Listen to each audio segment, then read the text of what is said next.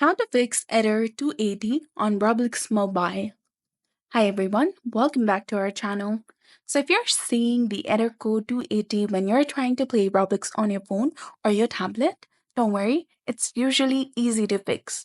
So the most common cause is an outdated version of the Roblox app that has been installed on your mobile device. So here's how you can update it.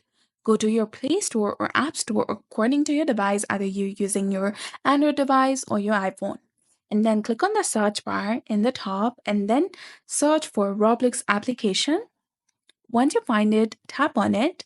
And if you see an update button, something like this, which is highlighted in blue color instead of play, simply tap on it in order to update it to its latest and newest version available. The update usually fixes the error 280 and you should be able to play your games. So updating the Roblox is often all it takes to solve the problem and get back to playing. I hope this helps, and if you found this guide helpful, please like, share, and subscribe. Thanks for watching. See you in the next one.